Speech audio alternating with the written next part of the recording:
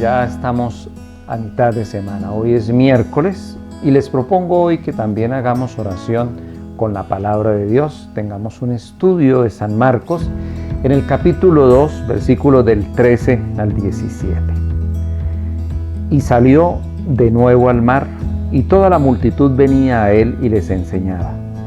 Y yendo adelante, vio a Leví, el de Alfeo, sentado en la oficina de impuestos, y le dice: sígueme. Y levantándose lo siguió.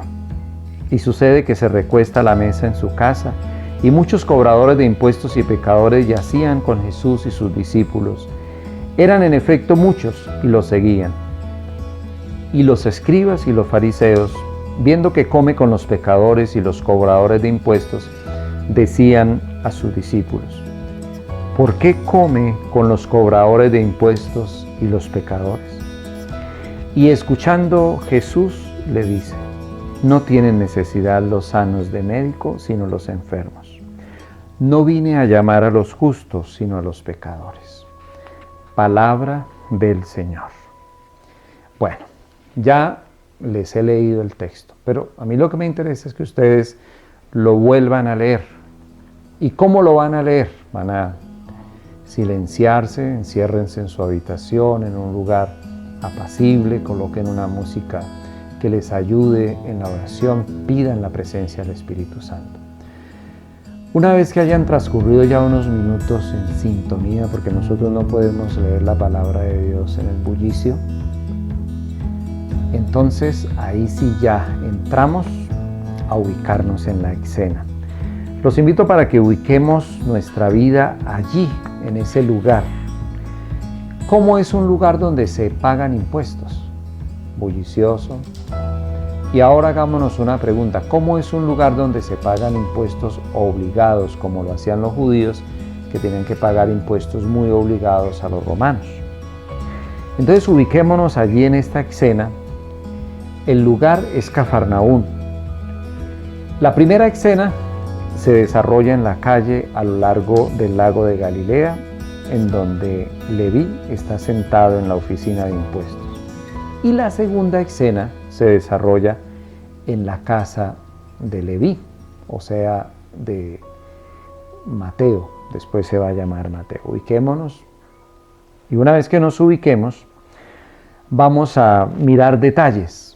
El mar, el ver, el Señor Jesús ve a Leví, la comida en medio de tantos pecadores, Jesús que se presenta como médico, el recostarse a la mesa, los justos, los pecadores, los cobradores de impuestos, los fariseos, los escribas.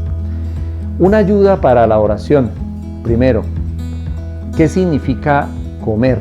Comer significa revitalizarnos. Para eso comemos, para vivir. Y el Señor Jesús quiere vivir con los pecadores. No con los pecados, sino con los pecadores. Por eso el Señor Jesús se sienta allí y comparte con ellos. Otro elemento para la oración: los que critican al Señor Jesús porque se sienta a comer con pecadores. Otro elemento muy importante para la oración en el día de hoy, y es que el Señor Jesús viene precisamente para los enfermos, no para los sanos. Es decir, Él vino por nosotros que somos pecadores. Muy bien, con todos estos elementos yo los invito para que entren en oración. Y ojalá que en esa oración podamos pedirle al Señor que nos ayude a sentarnos en su mesa.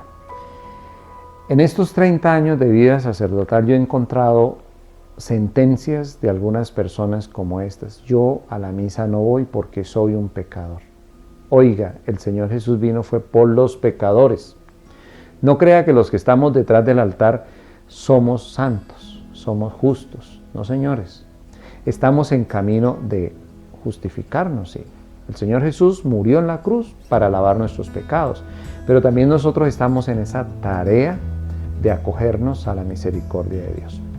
Entonces, estos elementos te van a servir para la oración. Y al final escriba lo que te dice el Señor Jesús y compártelo. Envíeme un mensaje de voz diciéndome: bueno, a mí este evangelio me llamó la atención por esto, me gustó por esto, y quiero compartir con mis hermanos aquello que me ha dicho el evangelio.